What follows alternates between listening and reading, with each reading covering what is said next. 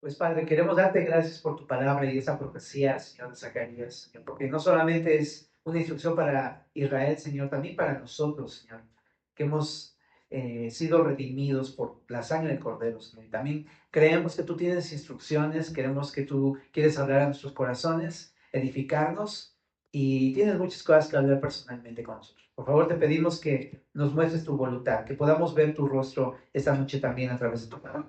En el nombre de Jesús. Amén. Te contaba de que Zacarías es una profecía que en su primera parte es simétrica, ¿te acuerdas?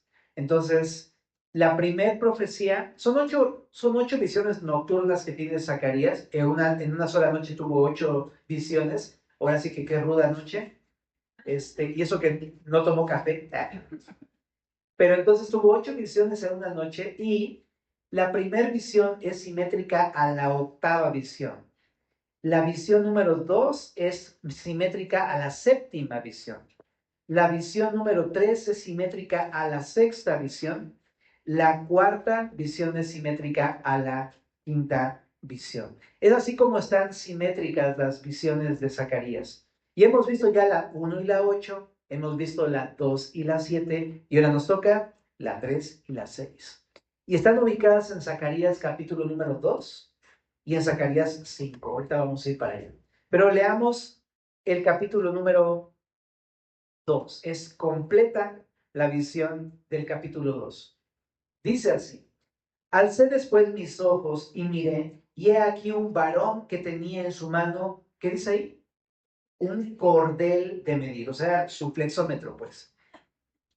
Y le dije, ¿a dónde vas? Y él me respondió, a medir a Jerusalén para ver cuánta es su anchura y cuánta su longitud. Y he aquí salía aquel ángel que hablaba conmigo, y otro ángel le salió al encuentro y le dijo, corre, habla a este joven diciendo, sin muros será habitada Jerusalén a causa de la multitud de hombres y de ganado en medio de ella. Yo seré para ella, dice Jehová, muro de fuego en derredor, y para gloria estaré en medio de ella. Huid de la tierra del norte, dice Jehová, pues por los cuatro vientos de los cielos os esparcí, dice Jehová. Oh Sión, la que moras con la hija de Babilonia, escápate, porque así ha dicho Jehová de los ejércitos. Tras la gloria me enviará él a las naciones que os despojaron, porque el que os toca, toca a la niña de su ojo. Porque he aquí yo alzo mi mano sobre ellos, y serán despojo a sus siervos, y sabréis que Jehová de los ejércitos me envió. Canta y alégrate, hija de Sión, porque he aquí vengo y moraré en medio de ti, ha dicho Jehová. Y se unirán muchas naciones a Jehová en aquel día, y me serán por pueblo, y moraré en medio de ti. Y entonces conocerás que Jehová de los ejércitos me ha enviado a ti. Y Jehová poseerá a Judá su heredad en la tierra santa, y escogerá aún a Jerusalén. Calle toda carne delante de Jehová, porque él se ha levantado de su santa morada. Bien, esta profecía, esta visión número 2, visión número 3, te decía que está emparejada con la 6. ¿Y de qué habla esta visión? Habla acerca de la reconstrucción de Jerusalén, que es una señal que apunta a la institución de la ciudad nueva de Jerusalén. ¿Ok? Entonces, de eso vamos a estar hablando esta noche. Y dice aquí primeramente que este mensaje fue a través de un varón. Este varón, ¿quién es? En el verso 3 dice que es un ángel, ¿verdad? Entonces dice que este hombre, este ángel se traduce como mensajero también, tenía aquí un cordel de medir, tenía su flexómetro, te decía. ¿Ah? Y lo que estaba haciendo es midiendo Jerusalén. ¿Y qué significa esto? Bueno, le enseñaba a los israelitas que habían regresado del cautiverio con el mandato de reconstruir el templo, ¿te acuerdas? Les estaba enseñando que Jerusalén sería reconstruida. Ellos estaban iniciando la obra de restauración del templo, la reconstrucción del templo bajo el mando de Josué y de Zorobabel, pero solamente el templo. Y entonces les manda decir Dios que no solamente el templo, que toda la ciudad va a ser reconstruida. Y está hablando de algo futuro. Aquí estamos ubicados en el año número 520. Ahí inició la reconstrucción del templo de Jerusalén cuando regresaron de Babilonia. Y duró 4 años y en el 516 fue terminada la obra de reconstrucción del templo. Entonces, es lo que están diciendo, les va a ser reconstruida Jerusalén. Y es algo importante porque pues ahí en ese momento no veían nada, ¿verdad? Estaba todo destruido, la ciudad estaba destruida. De hecho, cuando llegan Nehemías, mucho después, está todo destrozado. Pero entonces, en el verso número 3, dice, y aquí salía aquel ángel que hablaba conmigo y otro ángel le salió al encuentro. Y le dijo, corre, habla a este joven. ¿Quién es este joven? Zacarías. ¿Te acuerdas que te decía que él era uno de los jovencitos que salió de la cautividad babilónica? Estaba joven este hombre. Y dice, dile, sin muros será habitada Jerusalén a causa de la multitud de hombres y de ganado en medio de ella. Ahora, ¿qué significa esto de sin muros? Ahí te va. Está un poco complicado de explicarlo, así es que presta atención. El templo fue reconstruido en el 520 y acabó de ser reconstruido en el 516 a.C., después de los 70 años de cautividad babilónica, bajo el mando de Josué y Zorobabel. Pero la ciudad se quedó sin muros hasta el siglo próximo, hasta el año 455 a.C. Entonces, en un contexto inmediato, la ciudad habría de ser habitada sin muros. ¿Ok? Porque estaban regresando de Babilonia todos los israelitas y iban a estar ahí durante mucho tiempo sin un muro que los protegiera, ¿verdad? Pero aquí está lo hermoso de la visión. El Señor los está animando a confiar en Él. No tienen muros, pero Dios está en medio de ella. Porque acababan de construir el templo. Y significa que entonces ahí es donde va a estar Dios con ellos en medio de la ciudad, en medio de ellos, y va a estar no solamente ahí con ellos, va a estar defendiéndolos. Entonces Dios les está diciendo, yo estoy ahí y yo, no tienen muros, pero yo los voy a cuidar. Entonces es algo realmente importante para los judíos. Pero pienso, ¿de qué manera aplica eso en mi vida? Pues claro que aplica de muchas formas, porque llega uno a Cristo y hay muchas áreas de tu vida que están totalmente derribadas. Los muros caídos, las puertas quemadas en fuego, como dijera Nehemías, ¿verdad? Y uno se siente muchas veces desprotegido y más en un mundo como en el que vivimos, en el que realmente somos muy vulnerables. Y aparte porque tenemos un enemigo que ya sabes cómo es, ¿verdad? El diablo, que anda como el león rugiente buscando a quien devorar. Y aparte tenemos una carne que es nuestra enemiga número uno y tenemos un mundo en el que vivimos que también nos oprime. Entonces nos sentimos así como dice Jesús, como ovejas en medio de lobos. Y así es, nos sentimos vulnerables y muy probablemente así es. Seríamos vulnerables si no fuera por esto, porque el Señor está en medio de nosotros. Y porque aunque no tenemos como tal algo que nos pueda proteger de todo esto que estamos viendo el día de hoy, Jesús nos dice, yo estoy contigo. Hey, yo te voy a proteger. A lo mejor no hay, o sea, no hay muros alrededor de ti, pero yo estoy ahí. Yo voy a ser quien te cuide. ¿Y qué es lo que me está demandando entonces de mí? Fe. Confía que Dios está contigo. Confía que Dios va a protegerte en medio de un mundo, en medio de los ataques del enemigo y de tu carne y de Satanás. Él está en medio de ti.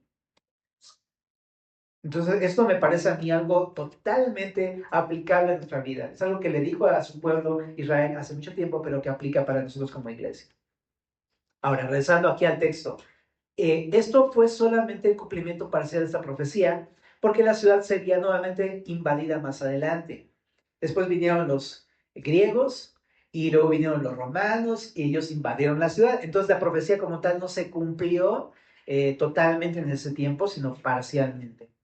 Pero apunta a lo que Dios ha de hacer en el futuro cuando la nueva Jerusalén venga del cielo. Vamos a Apocalipsis capítulo número 21. Apocalipsis capítulo 21 está hablando exactamente de la nueva Jerusalén, pero para ponerte en contexto del capítulo número 21 de Apocalipsis, ¿no? Y que no sea así como ¿Y esto de qué está hablando esto, no? Bueno, para así resumir, Apocalipsis es un libro fácil de entender porque tiene su propio bosquejo en el capítulo número 1, exactamente en el versículo número 18, dice que explica las cosas que son, las que fueron, las que han de ser después de estas. Y así es el bosquejo del libro. Primero empieza con narrando el capítulo 2 y 3, la era de la iglesia, las cosas que son, luego las cosas que han de ser después de estas del capítulo 4 hasta el 19, que habla acerca de la gran tribulación, y luego el capítulo número 20, 21, 22, ya después del milenio, ¿no? Las cosas que han de ser después de estas. Y en este capítulo 21 en especial habla acerca de cuando ya llegó Jesús, cuando ya pasó la gran tribulación, cuando ya Jesús juzgó a las naciones, y lo que concluye Juan en este libro profético es que después del milenio, después de los 1000 años en que Jesús va a estar reinando, va a ser destruida toda la tierra y todo el universo como lo conocemos, y va a haber una nueva creación. Por eso dice aquí, en el verso número 1 del capítulo 21, vi un cielo nuevo y una tierra nueva, porque el primer cielo y la primera tierra pasaron y el mar ya no existía más. Es decir, Jesús va a venir, ¿verdad? Él va a reinar aquí en la tierra 1000 años, después va a ser destruido todo esto como lo conocemos y va a rehacer las cosas completamente nuevas. Un nuevo cielo, una nueva tierra. Y está muy loco porque aquí es donde se cumple lo que Efesios dice, que Jesús vino para reunir todas las cosas en el cumplimiento de los tiempos. Él realmente va a ser, ya no va a haber cielo y tierra aparte, van a ser uno solo. El cielo va a venir a la tierra y se va a unir con la tierra para que sea una sola cosa. Está maravilloso, es una cosa muy profunda, pero el punto está en que es una nueva creación. Verso número 2. Y yo, Juan, vi la santa ciudad, la nueva Jerusalén, descender del cielo de Dios. Qué impresionante está esta imagen, porque dice que hay una ciudad celestial y dice que esta ciudad celestial descendió a la tierra. Es la unión del cielo con la tierra, la morada de Dios con la morada del hombre, está uniéndose en uno, ¿no? Maravilloso. Y dice, dispuesta como una esposa ataviada para su marido. Y oí una gran voz del cielo que decía, he aquí el tabernáculo de Dios con los hombres, y él morará con ellos, y ellos serán su pueblo, y Dios mismo estará con ellos como su Dios. Nos evoca al Éxodo, donde Dios se unió con su pueblo en el monte Sinaí, ¿te acuerdas? En el monte Santo. Esa era una señal que apuntaba a este momento en el que por fin Dios se uniría a su pueblo, pero para siempre, ¿verdad? Y dice aquí en el verso 4, enjugará Dios toda lágrima de los ojos de ellos, y ya no habrá muerte, ni habrá más llanto, ni clamor, ni dolor, porque las primeras cosas pasaron. Y el que estaba sentado en el trono dijo, he aquí yo hago nuevas todas las cosas. Y me dijo, escribe porque estas palabras son fieles y verdaderas. Y me dijo, hecho está, yo soy el alfa y la omega, el principio y el fin. Al que tuviere sed, yo le daré gratuitamente de la fuente del agua de la vida. El que venciere heredará todas las cosas y yo seré su Dios y él será mi hijo.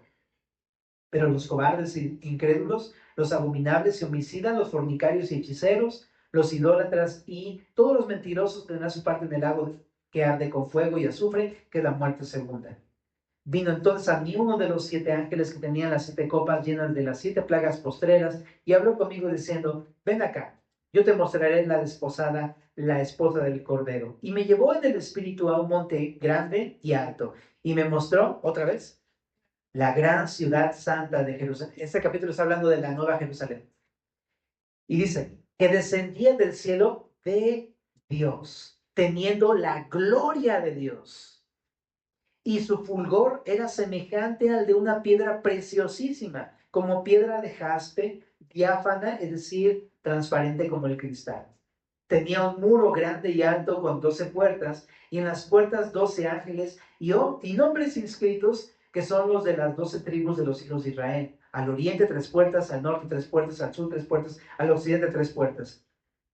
Y el muro, chécate eso, y el muro de la ciudad tenía 12 cimientos, y sobre ellos los 12 nombres de los 12 apóstoles del Cordero. Y el que hablaba conmigo tenía una caña de medir. O sea, muy parecido al cordel de medir, ¿verdad? Este capítulo de Zacarías. Dice, de oro para medir la ciudad, sus puertas y su muro. La ciudad se halla establecida en cuadro, es como un cubo, creo. Y dice, y su longitud es igual a su anchura, y él midió la ciudad con la caña, 12,000 estadios, que son más o menos 2,160 kilómetros cúbicos. La longitud, la altura y la anchura de ellos son iguales. Y midió su muro 144 codos de medida de hombre, la cual es de ángel, que son, me parece aquí, 64,8 metros.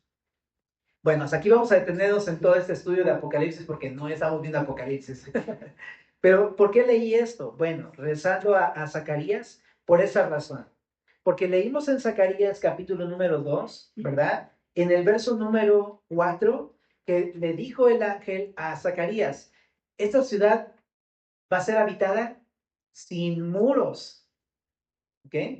Pero tú lees el relato de Apocalipsis y dice que ahí va a haber muros. Entonces dices, ah, caray, ya no entendí, que no, que en la Nueva Jerusalén no van a haber muros, ¿verdad? Qué buena pregunta. Entonces, ¿sabes?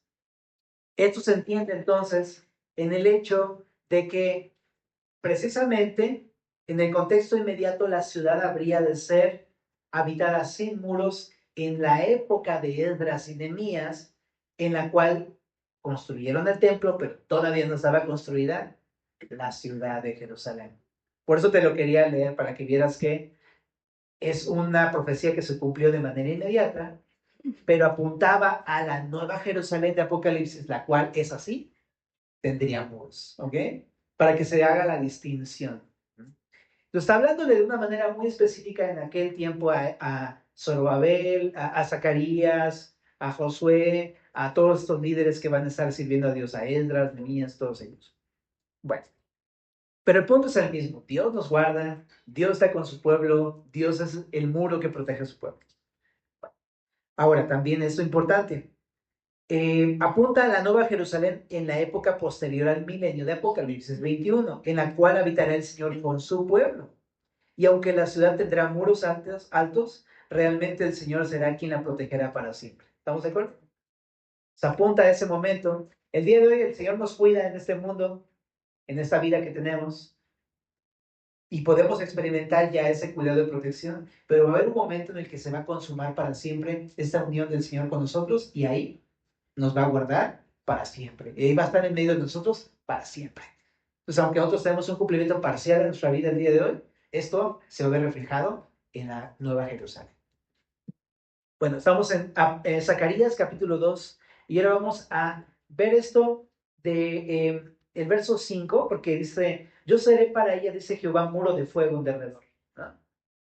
Y esto de muro de fuego, pues habla de algo que no te puedes ni siquiera acercar, ¿no? Entonces habla de cómo el Señor es realmente protector para con su pueblo.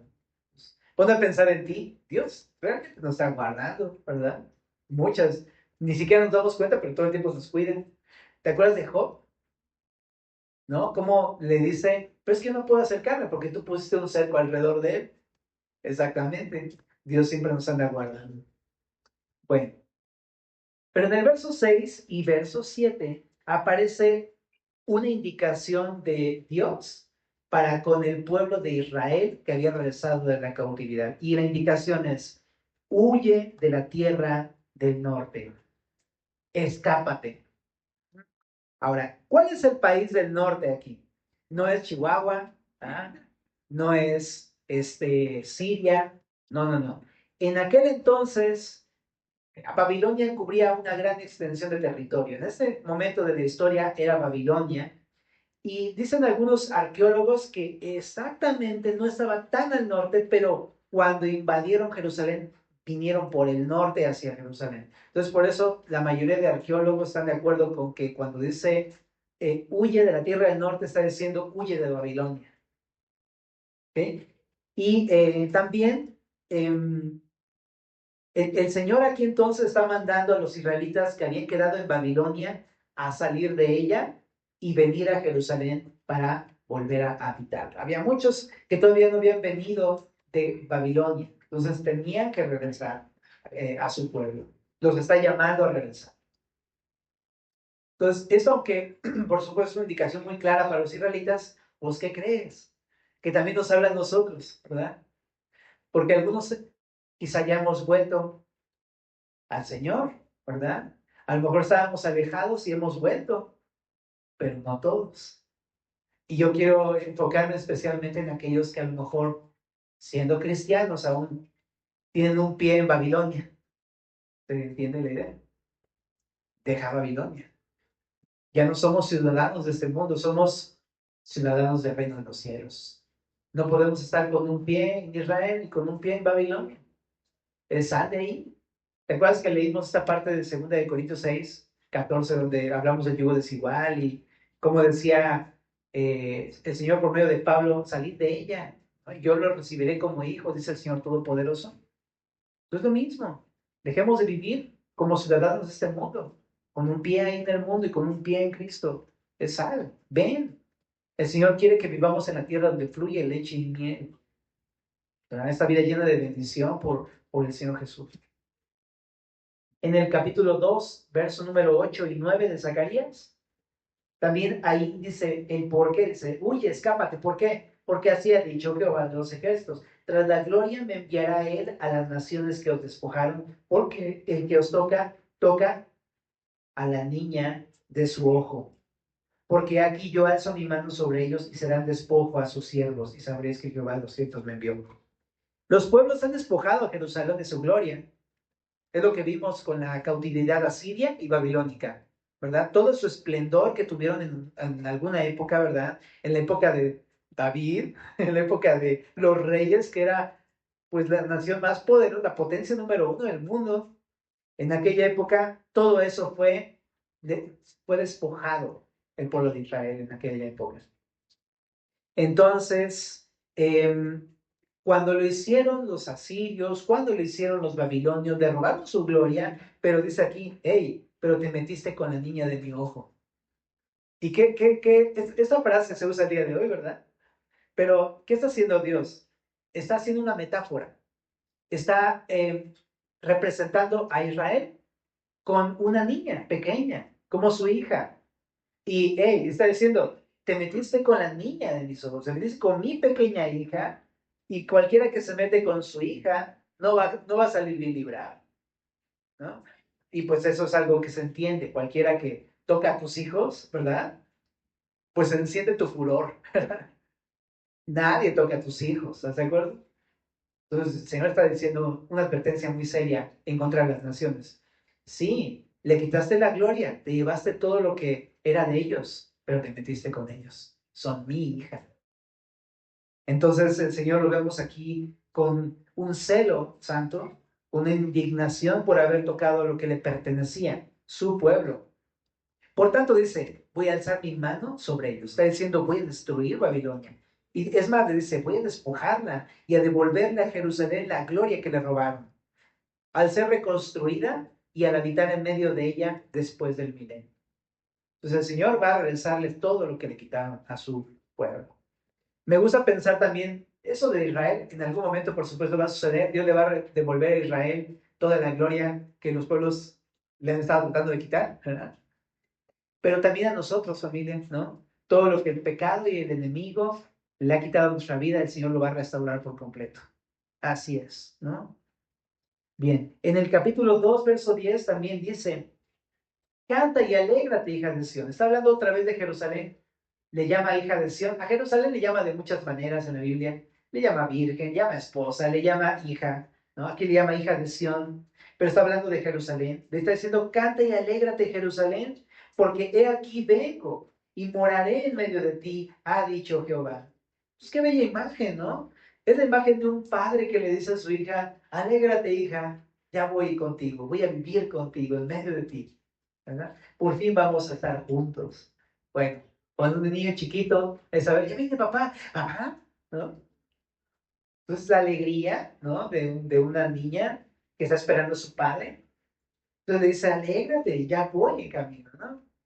Y pienso en esto, ¿no? Que a veces nos sentimos así, desprotegidos, débiles, vulnerables, pero es como si el Señor nos dijera, pero no te preocupes porque ya vengo. Bueno, y dice, moraré en medio de ti, ha dicho Jehová. En un cumplimiento inmediato se cumplió porque habitó en el templo, ¿verdad? Pero esto nos apunta a la nueva Jerusalén, donde por fin el Señor va a habitar con nosotros para siempre. Pero no solamente en ese tiempo futuro, el día de hoy, familia, el Señor nos ha dicho que Él habita en nosotros, ¿verdad? A través del Espíritu Santo. Entonces, no es algo que vamos a experimentar solamente en un futuro, es algo que ya nos ha empezado a dar sus primicias, el Espíritu Santo, el cual habita en nosotros y ya podemos experimentar este amor de un padre hacia sus hijos, por su presencia del Espíritu en nosotros. Bueno, también dice en el verso número 11, se juntarán muchas naciones a Jehová en aquel día y me serán por pueblo. Qué maravilloso versículo. Este versículo es algo que habla directamente ya no del pueblo de Israel, sino habla de los gentiles. Habla de la iglesia de Jesucristo. Habla del momento futuro. Dice, se unirán muchas naciones a Jehová en aquel día. Entonces, impresionante porque lo que nos da a entender es que Dios va a estar con su pueblo Israel, pero Israel se va a convertir en luz a las naciones en algún momento en un futuro. Y entonces el reino se expandirá fuera de los muros de Jerusalén. Esto se cumplió de manera inmediata en la era de la iglesia. Cuando Jesús murió, resucitó, ascendió a los cielos, le dio a su iglesia, que en un principio eran judíos, Pedro, Pablo, Juan, Tomás y todos los discípulos, les dio la gran comisión y los mandó a predicar. Y ahí ves también incluso a Pablo, ¿verdad? Otro apóstol de Jesucristo, predicando el evangelio a los gentiles. Y desde ese momento, entonces, el evangelio empezó a alcanzar a las naciones. Aquí se empezó a cumplir ese verso 11, se juntarán muchas naciones a Jehová. Y eso sucede porque todos los que no somos judíos, que somos de otras naciones, nos hemos unido a Dios y a Cristo a través del evangelio en boca de los apóstoles judíos. Qué hermoso, ¿verdad? Entonces fue por el evangelio, por lo que hizo Cristo y por la predicación de los apóstoles, ¿verdad? Ahora, esto también lo escribió Pedro en su primera carta en el capítulo número 2. Primera de Pedro 2:9 dice Pedro de la iglesia gentil, de las naciones que creyeron en Jesús, dice, mas vosotros sois linaje escogido, real sacerdocio, nación santa, pueblo adquirido por Dios, para que anunciéis las virtudes de aquel que os llamó de las tinieblas a su luz admirable. Es lo mismo de Zacarías, está diciendo que los gentiles que no éramos pueblo, somos pueblo de Dios ahora. Somos un pueblo adquirido por Dios. Es para todos los que hemos creído en Jesús, nos ha hecho parte de su pueblo.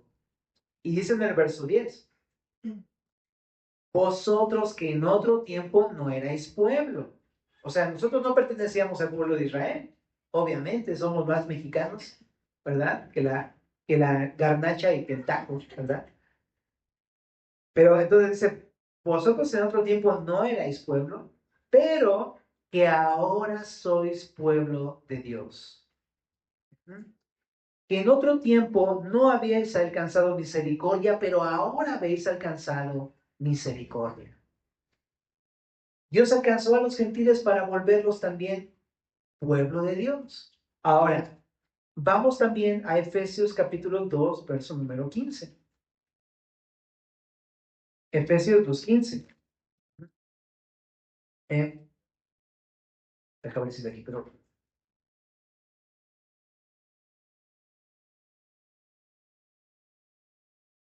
Ah, claro, estoy en Filipenses. Dice Efesios 2:15. Voy a leer desde el verso número 13. Bueno, no, desde el 11, ¿va? Efesios 2:11.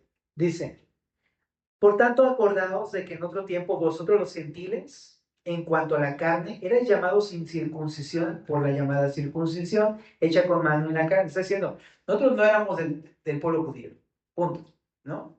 Los judíos tenían una señal que era la circuncisión, y eso los identificaban como israelitas, pero nosotros no teníamos la señal porque no éramos israelitas, y no lo somos. Verso 12. En aquel tiempo estabais sin Cristo, alejados de la ciudadanía de Israel, lo que estamos diciendo, y ajenos a los pactos de la promesa, sin esperanza y sin Dios en el mundo. Pero ahora, ¿qué dice ahí? En Cristo Jesús, vosotros que en otro tiempo estabais lejos, habéis sido hechos cercanos por la sangre de Cristo. Porque Él es nuestra paz, que de ambos pueblos hizo uno, derribando la pared intermedia de separación, aboliendo en su carne las enemistades, la ley de los mandamientos expresados en ordenanzas, para crear en sí mismo de los dos, ¿qué dice ahí? Un solo y nuevo hombre, haciendo la paz, y mediante la cruz reconciliar con Dios a ambos en un solo cuerpo, matando en ellas las enemistades. ¿Qué está diciendo? Antes se trataba solamente de Israel, de que ellos eran el pueblo escogido de Dios, y así lo era, ¿verdad? Pero cuando vino Cristo, Él hizo una nueva humanidad. Ya no se trata ahora de que los cristianos ahora vamos a pertenecer a los judíos, a los israelitas. Ya no. Ya no no se trata de Israel. Ahora se trata de una nueva humanidad. Aquí le pone como un nuevo hombre, pero habla de una nueva humanidad. Ya no se trata de judíos, ya no se trata de gentiles. Se trata de la nueva humanidad de la iglesia, al cual ya no se importa si es judío o gentil. Se entra por medio de Cristo Jesús, de creer en Jesús. ¿Ah? Entonces ya no importa si somos gentiles o no, es si creemos en Jesús o no. Y si creemos en Jesús, ahora somos parte del pueblo de Dios, la iglesia. ¿Okay? Entonces Jesús vino a romper toda la forma en la que venía él obrando, ¿verdad? Vino a cambiar las cosas, ¿verdad? Ahora ya no solamente de Israel se trata de la iglesia de Cristo, el pueblo de Dios. Bien, entonces es un nuevo hombre. Y dice aquí que él en Cristo rompió esa barrera, ¿no? Ya no tenemos que tener la circuncisión, ya no tenemos que cumplir la ley del antiguo pacto para poder pertenecer a este pueblo. Es en Cristo Jesús por medio de la fe. ¿Ah? Pero ¿por qué estamos hablando todo esto? Estamos diciendo todo esto porque en Zacarías, en el capítulo número 2, en el verso número 11 dice, se unirán muchas naciones a Jehová en aquel día. Está apuntando precisamente a este momento en el que en Cristo, todos los gentiles que somos de otras naciones, podemos unirnos a Dios. Así de simple. Y es gracias a Cristo. Fue gracias a Cristo. Y esto, por supuesto, empezó desde que Cristo empezó su ministerio y murió en la cruz por nosotros y resucitó, pero el día de hoy todavía sigue vigente este pacto, ¿verdad? Así que muchas naciones el día de hoy todavía se pueden unir al Señor. Y en aquel tiempo, en la Nueva Jerusalén, vamos a unirnos de manera absoluta con Él. Es la consumación de nuestra unión para siempre con el Señor Jesús. Bueno, entonces dice esto, en aquel día, y me será por pueblo, y moraré en medio de ti. Ahora pasa a hablarle otra vez a los israelitas. Dice, moraré en medio de ti. Entonces, sí es cierto, porque en la Nueva Jerusalén, Jesús es donde la Nueva Jerusalén va a descender a la tierra y Dios va a habitar ahí en medio, ¿verdad? Y dice, y entonces conocerás que Jehová de los ejércitos me ha enviado a ti. ¿Notas que aquí hay un cambio en la manera de escritura? Ya no es Dios hablando, sino aparece otro personaje diciendo, entonces le está diciendo al pueblo israelita, ustedes van a conocer que Jehová de los ejércitos me envió a ti. ¿De quién está hablando? Está hablando de Jesús. Exactamente, Dios Hijo. Y le está diciendo Jesús a los israelitas, ustedes ese día me van a reconocer que yo fui el enviado de Dios. Tremendo. Y está apuntando a un momento en el que los judíos por fin van a aceptar que Jesús es el Mesías. Cosa que no han hecho en toda la historia, ¿verdad? porque todo el tiempo le han rechazado y le han rechazado de manera muy generalizada, pero en ese momento en el que el Señor regrese, en la Nueva Jerusalén también, van a reconocerlo. Entonces va a ser glorioso este momento, ¿no? Bueno, y en el verso número 12 dice, y Jehová poseerá a Judá su heredad en la tierra santa y escogerá una Jerusalén. Calle toda carne delante de Jehová porque él se ha levantado de su santa morada. La última parte habla de que Dios no ha rechazado a Jerusalén y por tanto en ese tiempo tomará posesión de ella, la cual es santa, apartada para Jehová. De eso también habla Pablo en Romanos, ¿no? En el capítulo 11. No ha rechazado Dios a su pueblo. También dice, por tanto, en ese tiempo tomará posesión de esa tierra, le llama tierra santa, debido a que pues él la escogió, le pertenece a él, ¿verdad? Y también porque era el sitio terrenal del trono, del santuario, pues del templo. Bueno, entonces hasta aquí está la profecía del capítulo 2, que es la visión número 3, ¿verdad? Pero si te das cuenta, es una visión que apunta a la Nueva Jerusalén. Y lo que vimos es esto. El Señor nos ha añadido a nosotros los gentiles para ser parte de su pueblo y también nosotros vamos a ser parte de esta nueva ciudad, de esta nueva ciudad que Él va a traer del cielo, la Nueva Jerusalén. Bueno, ahora vamos a Zacarías capítulo número 5, en el verso número 1. Capítulo 5, verso 1 al verso número 4. Ahí se encuentra la visión número 6, que es la visión simétrica que vamos a estar estudiando esta noche, que tiene todo que ver. Entonces vamos a leerla, dice así. De nuevo alcé mis ojos y miré, y he aquí un rollo que volaba. Tú sabes, cuando habla de un rollo está hablando de la escritura, porque en aquel tiempo no había cuadernos, Biblias así como las tenemos hoy, ¿verdad? Empastadas, ¿verdad? Sino que eran rollos de la escritura. Entonces, lo que está viendo Zacarías es una escritura que volaba, ¿no? Y me dijo, ¿qué ves? Y respondí, veo un rollo que vuela, de 20 codos de largo y 10 codos de ancho, o sea, 10 por 5 metros. Era una visión de un rollo gigante, ¿no?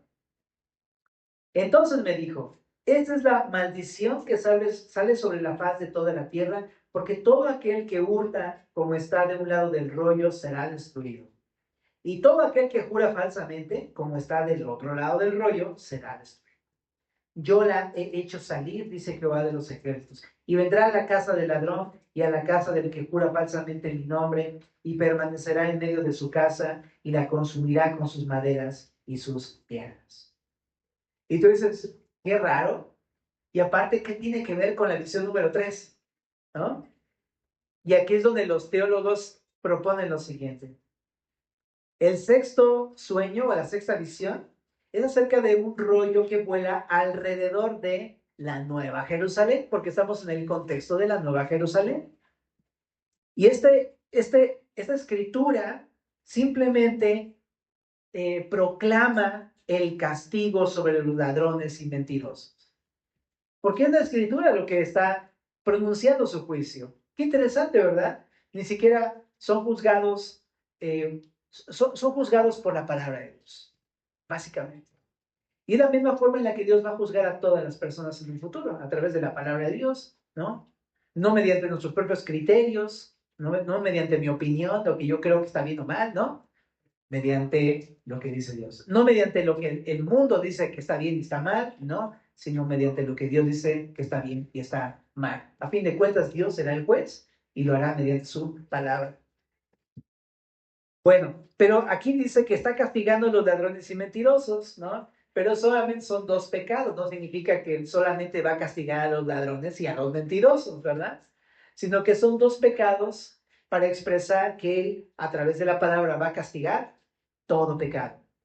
La idea es que la Nueva Jerusalén es un lugar que ha sido purificado del pecado por medio de las Escrituras. En esta ciudad no va a haber pecado que no sea limpiado, que no sea purificado. Y lo va a hacer la palabra de Dios.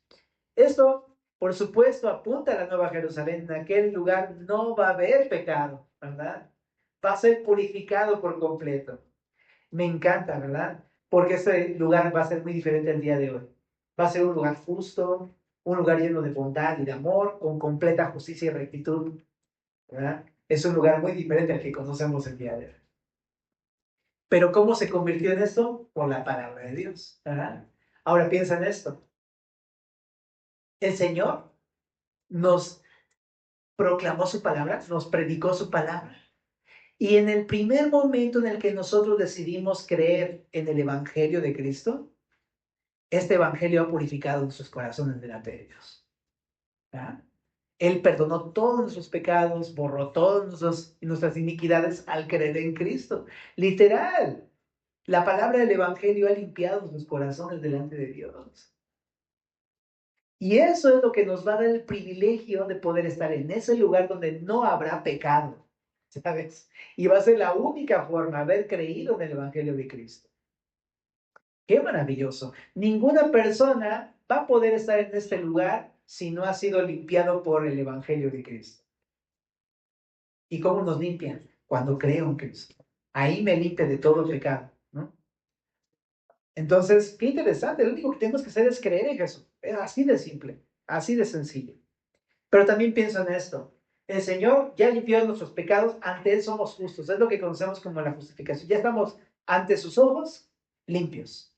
Pero Él está el día de hoy ya creyendo en Cristo, ya teniendo asegurada la entrada de la Nueva Jerusalén, está sacando todo lo que está mal y lo sigue haciendo con la Biblia. Lo sigue limpiando con la palabra de Dios. Entonces creo que eso nos habla mucho el día de nosotros, porque por un lado, ya vamos a tener, ya tenemos acceso a la presencia de Dios, ya tenemos acceso a la Nueva Jerusalén, ¿no? Porque hemos creído en Jesús, el Evangelio ha limpiado nuestro corazón, el Señor nos ve justos. Pero sí hay muchas cosas en nuestra carne que todavía están ahí, ¿estás de acuerdo? Y aunque el Señor nos ve como justos, ahí está, ¿no? Nuestra carne. Él nos está limpiando el día de hoy con su palabra, porque Él quiere que cuando lleguemos a ese momento estemos enteramente purificados. No porque no seamos salvos, ¿no? No es por eso. Ya somos salvos, ya estamos justificados, pero Él nos quiere, digamos así, pues perfeccionar a su imagen y semejanza. Entonces, venimos a la iglesia no para ser salvos otra vez cada vez que venimos a escuchar la palabra, sino para entonces ser perfeccionados por Él. Para que se entienda.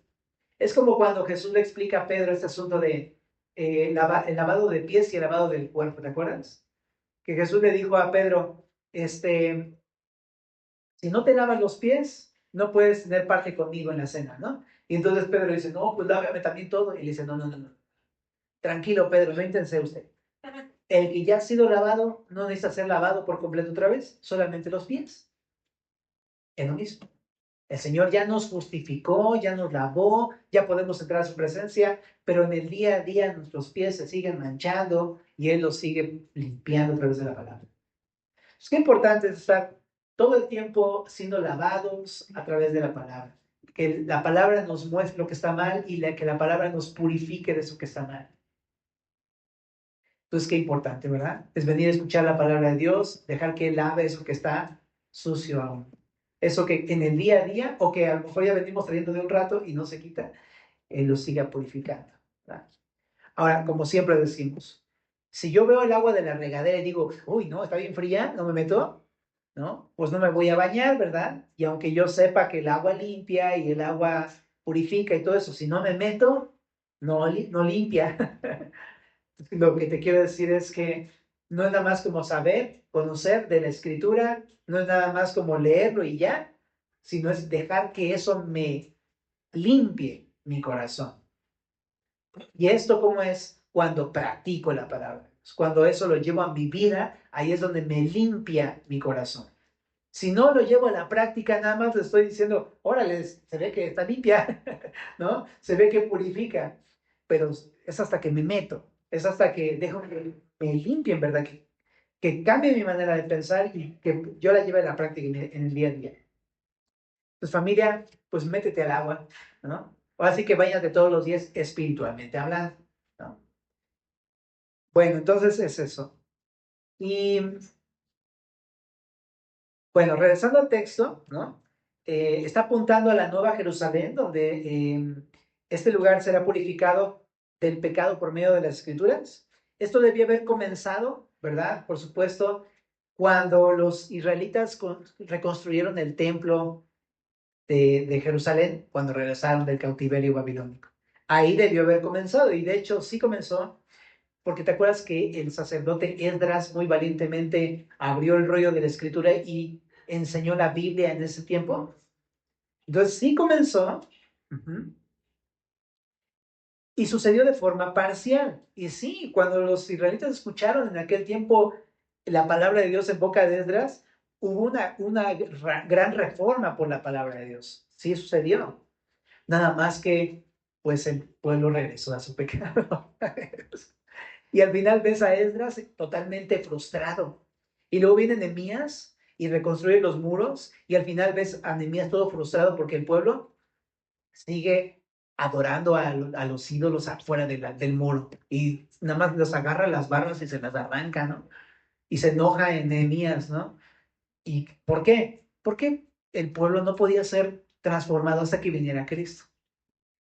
Entonces, aunque sucedió entonces este lavamiento de forma parcial con Esdras y Nehemías, no es hasta que Cristo viene y lava tus pecados. Eso. No puede ser por medio de nuestras fuerzas, no es por medio de nuestra determinación y así. Tiene que ser Cristo obrando en nuestras vidas. Bueno, pero te decía, esto lo está haciendo el día, lo hizo en el pasado cuando creímos en Cristo, esto lo está haciendo el día de hoy cuando seguimos leyendo la Escritura y la Escritura nos brinda en nuestros corazones y lo consumará en aquel día cuando estemos totalmente en su presencia en la Nueva Jerusalén. Dicho de otra manera, el Señor nos salvó de la paga del pecado, nos salva del poder del pecado y nos salvará de la presencia del pecado. Nos limpió para justificación, nos está limpiando para santificación y nos limpiará para glorificación. Dicho de santo. Entonces es lo que está haciendo el Señor Jesús y glorioso. Por último, aquí dice al final,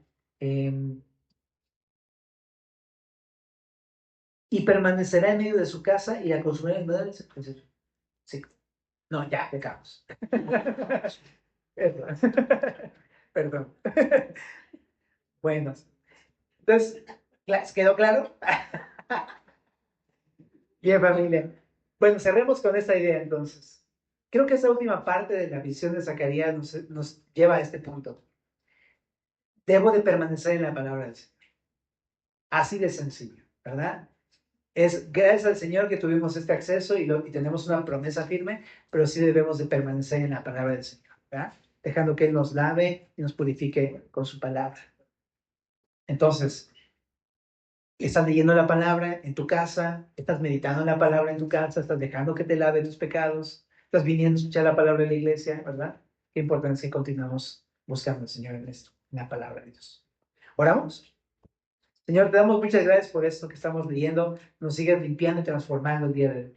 Síguenos lavando más y más de nuestro pecado. Sigue limpiándonos más y más de nuestra maldad, Señor, hasta que quedemos completamente purificados por tu palabra, Señor.